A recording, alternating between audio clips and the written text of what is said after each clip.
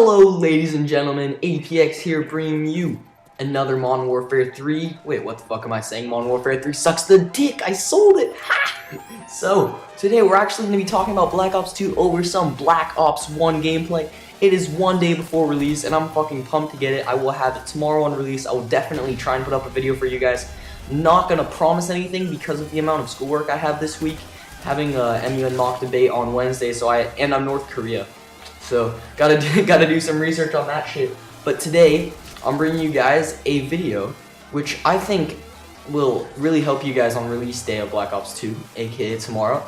I watched a 1.5 hour live stream of Black Ops 2 with David Vonderhaar on the GameSpot UK website, and I basically just took notes down on everything that I thought you guys would think would be interesting to hear about, and things that I thought you wouldn't know about the game, or if you did, would like go into more depth on them. So, without further ado, let's get started into the main things.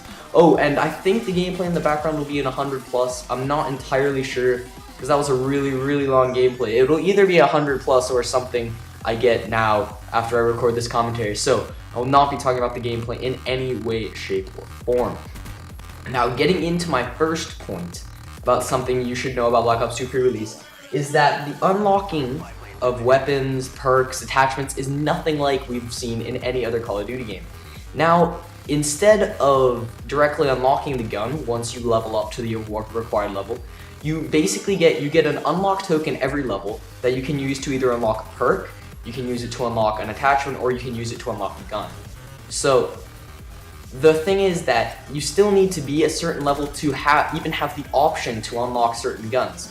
So say you get to level 33, you'll have the option to unlock a certain gun, but you don't have to unlock it, and you can use your unlock tokens on other things such as attachments for that gun, and so on and so on. So what this means is that once you reach the level of 55, you'll only have had 55 unlock tokens, which is nowhere near enough to unlock everything in the game. Hence leading me on to my next point, which is that in this game there's actually a reason to prestige. You can get more tokens, unlock more guns, have more fun with the game. The prestige emblems look fucking sick in this game. I'm really happy about that. Finally, they don't look stupid. And so that's a really fun point of Black Ops 2 is that you need to prestige to unlock all the components in the game. Granted that you can just like start a new account and look up all the most overpowered guns and blah blah blah blah. But for us people that don't want to do that, just want to have fun with it, it's a really great mechanic, and I think they are going to do a really good job of implementing it. And that now my next point on that same topic is that you can refund every prestige. You get the option to refund all of your points. So say you've spent points on a weapon that you don't like or an attachment that you think is useless, you can refund your points entirely, reset all of your challenges to 0, reset all of your this means that you'll also use your camos essentially because you're resetting your challenges. But it also means, as David Vonderhaar said, is that you can reset all of your challenges at say level 40, and then you'll be getting all of that bonus experience leading you up to level 55. So that's something to keep in mind. And along with this reset in challenges comes a reset in all of your tokens. So all of the unlock tokens that you've spent, you will then get back, and you'll be able to unlock whatever you want accordingly. A next thing that's very important in the Black Ops 2 game mechanics is that everything is challenge-based. It is no longer like Modern Warfare 3, where challenges are just like monotone things, or just like blah blah blah blah, you got 700 headshots or whatever, you get nothing. In Black Ops 2, almost every challenge rewards you with something, every single one rewards you with experience, and this leads me to saying that camos are also unlocked with challenges now. And once you get to gold, there is something better. I'm not sure what it is. David Vonderhaar did not say in the live stream, but he did just imply. He was like, there might be something better than gold, which means there is something better than gold. So, be on the lookout for that. You'll be needing to rank up your guns. Guns have prestige levels in Modern Warfare 3, Black Ops 2. So, you'll have to get your gun up to the highest prestige level, I'm assuming, to be able to unlock that last camo. Or at least you'll unlock something for getting it to the highest prestige level.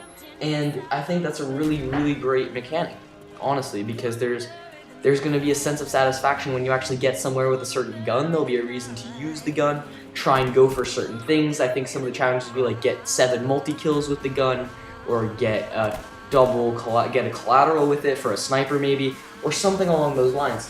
So reticles are even earned with challenges. So all of these little quirks, camos, and reticles, all of these little extra things will be unlocked through challenges.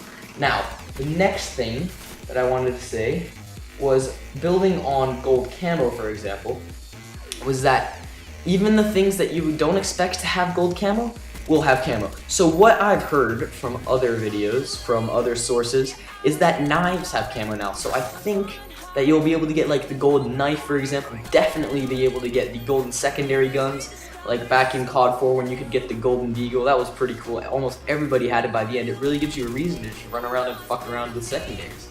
So basically, the way that the process of unlocking camos works is that you'll build up from the basic challenges, say 1,000 headshots, although that's a bit much, maybe 250 headshots, and 1,000 kills, for example. And once you get there, you've unlocked all of the basic challenges, the new ones open up, and you'll be able to work towards the better camos and the better reticles, I guess, if that's actually a thing. And so, that's about it on the unlocking system and create a class. Now I'm going to move on to something that Modern Warfare 3, anybody that's played Modern Warfare 3 has complained about this, sit rep versus dead silence. And in Black Ops 2, these two perks are called awareness and, I think it's just dead silence. Yes, awareness and dead silence, I believe. And what these do in this new game is that they just equal each other out. So if you have sit rep and the other person has dead silence, they will cancel each other out. But in Modern Warfare 3, by the end of the game, it was so buffed that even people with dead silence you could hear from a mile away. So sound whores, you won't be happy to hear that, but another thing for sound whores to keep in mind though is that dead silence only silences footsteps. It doesn't silence things such as jumps, it won't silence things such as the gear rattle of the players when they're running around. It won't silence anything else like that. So there are many components to the sound in the game that Vaughn mentioned that are not silenced by that perk. The next point that I have, now moving away from sit rep and dead silence, is league play. League play looks fucking fun. If you don't think it looks fun, then you're a little wussy pussy. Anyway, he basically explained, so this is something I didn't understand earlier, is he explained the league play mechanic. What the league play mechanic is that when you play league games, you are placed up against players of your equal matchmaking level. So what this means is that as you play in league play, the game, there's probably qualifying matches. If any of you guys have ever played StarCraft 2, he didn't say that, but I'm assuming that's how you get placed in a league. And so after that, you'll be moved up in rank or down in rank depending on who you beat, who you lose against, and your win-loss. Your KB and score per minute do not matter when it comes to league play. They don't influence at all. You can have a 1 million score per minute and still be in the bottom. I think it's called the Iron League. So keep that in mind. All that matters will be wins and losses. If you guys are objective players, you'll be happy to hear that. So I did have another point to build on in that, is that, okay, so like I said earlier, your placement will be based on who you play against and who you win against and who you lose against. So for example, if you beat a team of people that are higher ranked than you that you're expected to lose against, then you'll gain an extra amount of ladder points, which is how you get ranked in your league. Much like StarCraft 2, this is an exact mirror of the StarCraft 2 competitive league engine, which is not a criticism by any stretch of the imagination. It's probably one of the best out there. So you'll gain extra points if you lose, if you beat a team that's supposed to beat you.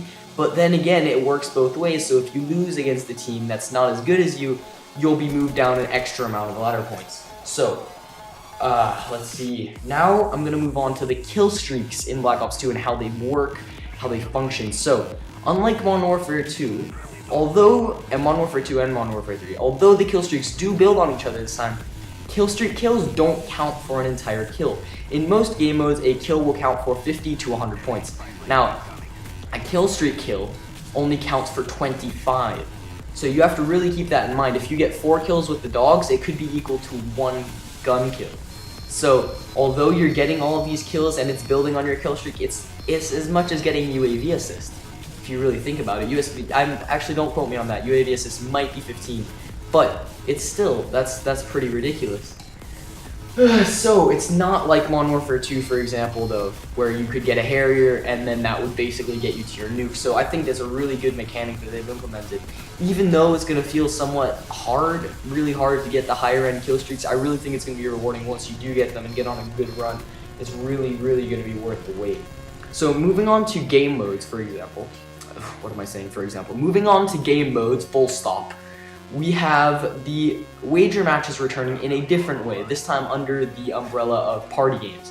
So party games will have all of our favorite games. I'm assuming they might stick Infected in there, because that was a really, really popular game mode for Modern Warfare 3. There's going to be gun game, there's going to be sharpshooter, there's going to be one in the chamber, probably sticks and stones, I'm assuming, because the crossbow's coming back. All of those game modes from wager match are going to be under this umbrella of party games from Black Ops 2, from Black Ops 1, and inserted into Black Ops 2. Now, there's also another game mode that, if you're familiar with it from World at War, is called Boot Camp. It's where players from level 1 to 10 can play against other players from level 1 to 10 and gain experience and sort of ease them into the multiplayer experience of Call of Duty. Now, the difference is this time is that although you only gain full experience until level 10, after level 10 you get half experience, you can still play in it after level 10.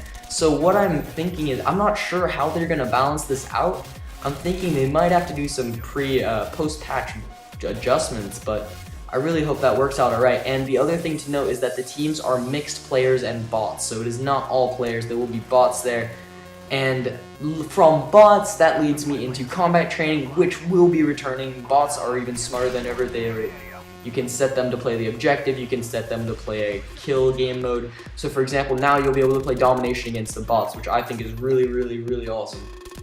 And one last thing I forgot about the party games is that you can in fact customize them in private match. So if you feel like playing a ridiculous game of sticks and stones, maybe like a small or something crazy like that, or maybe like a stinger, I don't even know, but you can customize all of that in your party games. You can change the health, you can change all of that crazy stuff. So that's going to be really, really fun. I'm really glad they added that. Now I have one last thing for this video, and that is on the topic of custom emblems. The custom emblems in Black Ops 2 are returning from Black Ops 1 in a crazier way. They've got, I think he said, 34 layers, and they're actually a really important part of the game now. It's not just something you see on somebody's player card, it's something you see at the beginning of a free-for-all, for example. Instead of saying your team like SAS or Delta Team or Black Ops, it'll show your emblem, and on the top, the scoreboard, will have your emblem displayed if you're in the lead, if you're in second, or you're in third.